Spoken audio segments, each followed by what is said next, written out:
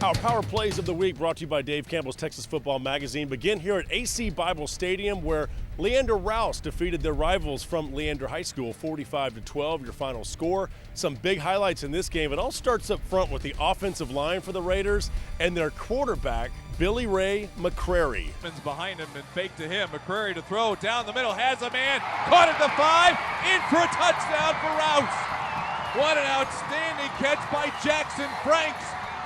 Look at the touchdown one more time. Beautiful pass. Look at the one-handed grab. Is that fantastic or what, Tom? Sensational.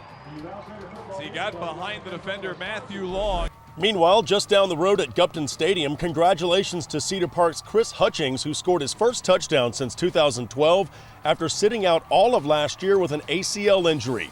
Timberwolves head coach Joe Willis didn't mind that celebration penalty as Cedar Park topped Westwood 34-10.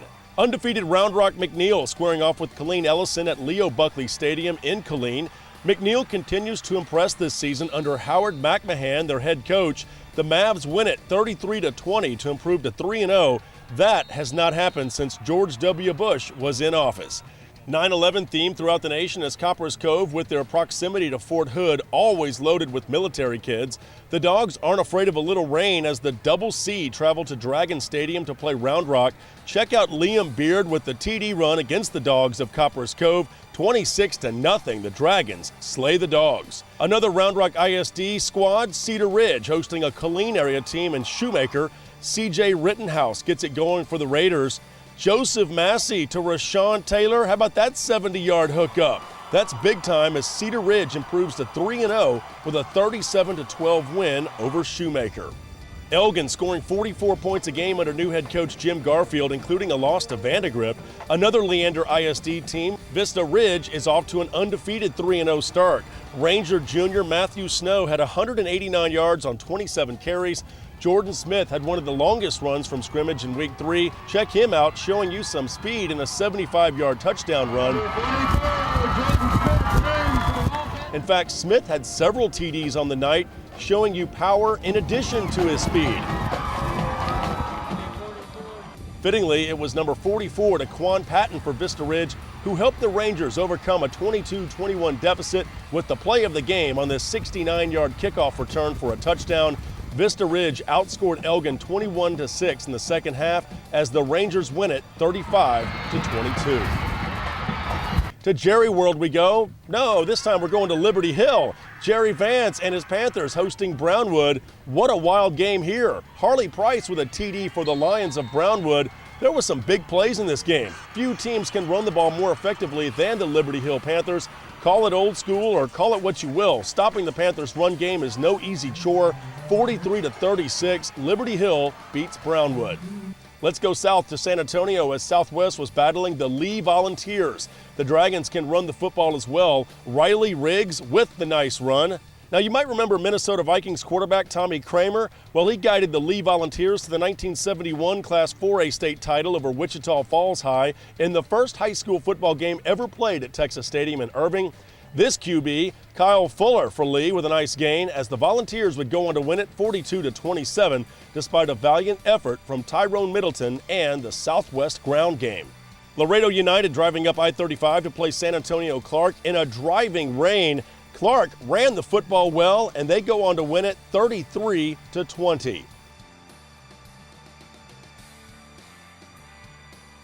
Churchill looking to stay undefeated, squaring off with Taft at Ferris Stadium. Tyrone Foley with a nice TD run as Churchill was just getting started. Dontre Reed with a touchdown run as well as Churchill goes on to win it 35-7. Alamo Heights hosting Kennedy in district play. Dalton Banks of the Mules to Zach Ford. That's a 77-yard touchdown grab. Yeah, go ahead and make some popcorn. This is going to take a while.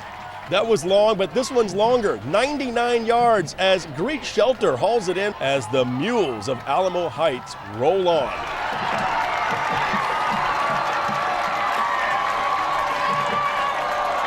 Cibolo Steel had outscored their first two opponents 97-0 coming into their matchup with 2-0 San Antonio O'Connor. Rain and wind making it tough on everybody, especially the field goal kickers, but Ronnie Zuniga says no problem. The first 3 points scored against the Knights all season. Steel's defense was in shutdown mode from that point on, though, forcing a turnover here In the end, L.G. Williams scored a late touchdown as Steele wins it 10-3 over O'Connor. Johnson at Judson to play the Rockets. Malik Taylor with the touchdown run for the Rockets, 44-7. Judson wins it as Sean McAuliffe earns his first victory as the head coach of Judson. A battle of unbeatens as Shiner traveled to Tigerland. Remember Goliad? The Tigers jumped on the Comanches as Nate Kowalik dumped the ball off to Joseph Burns, who does the rest. Both of these teams like to run as well. Check out Tyler Patek with the keeper for a nice touchdown, and they would head into the locker room tied at 14. Goliad came out of halftime on a mission, scoring 15 points, leading 29-14 going into the third quarter. Ty Ross with the nice TD catch for the Tigers. Back came Shiner, though, with 20 unanswered points as Dadrian Taylor hauls in this Patek pass. The Shiner Comanches win it 34-29 to remain unbeaten at 4-0, handing Goliad their first loss, falling to 3-1. The Tidehaven Tigers travel to Palacios to play the Sharks in the 66th meeting between the two Southeast Texas schools. Palacios led the all-time series 37-23 with 5 ties, but no ties on this night. Eric Villarreal of Tidehaven calls his own name and takes the ball to the house, 34 yards on the quarterback keeper. Villarreal would go up top to Roderick Fisher for a 24-yard touchdown pass play. These two would hook up later on a 50-yard TD pass play as Tidehaven wins it 40-12. The Victoria East Titans were hosting the Alice Coyotes. Titans quarterback Bailey Zappi has a great arm as he takes a chance on Chance McLeod, who hauls in this 51-yard TD pass play. Zappi with 4 touchdowns through the air. He had some luck on his side as well. Watch this pass off a Coyote and into the arms of Bryce Martinez for a 17-yard touchdown. But Roman Bueno was looking muy bueno for the Coyotes of Alice as this 54-yard touchdown run proves to be a big one. Alice goes on to win it 54-41 to improve to 3-0.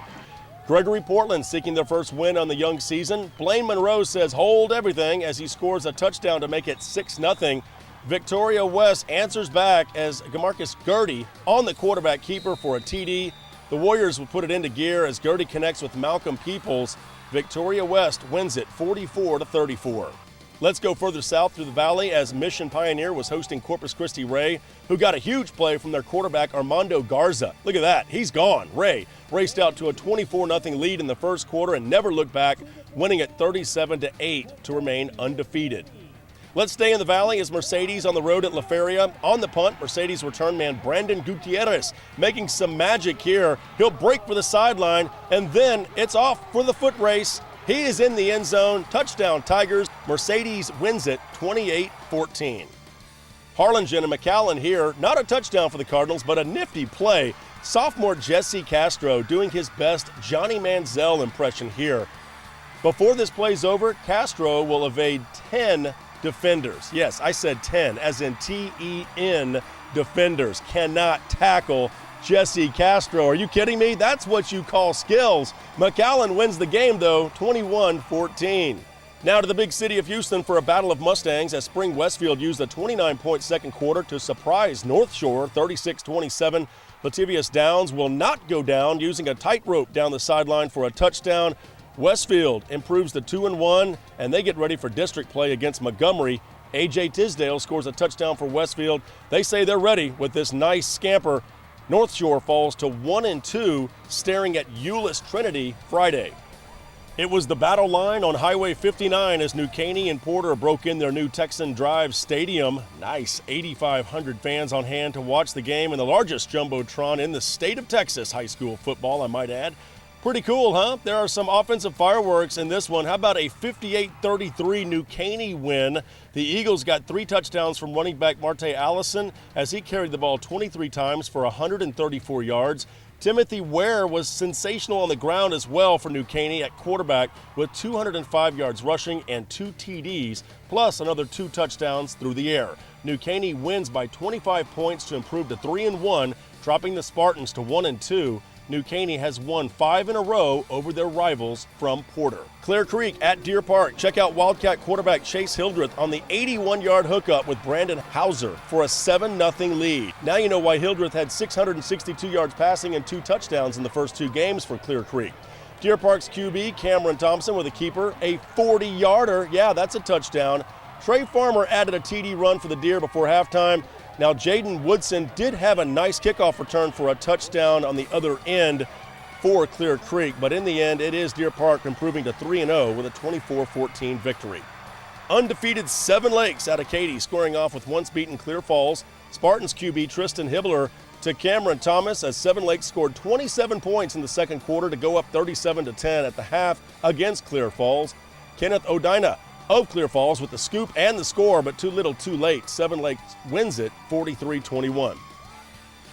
Undefeated Gilmer was at unbeaten Tatum. Check out number 9 for Gilmer. That's quarterback Blake Lynch, who had 73 yards rushing on 10 carries and 3 touchdowns on the road, no less.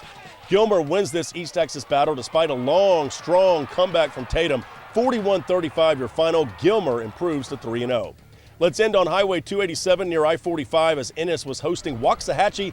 Lions quarterback Tay Robinson goes upstairs to Dante Thompson. Have you seen Dante? He can make some catches. He hauls it in.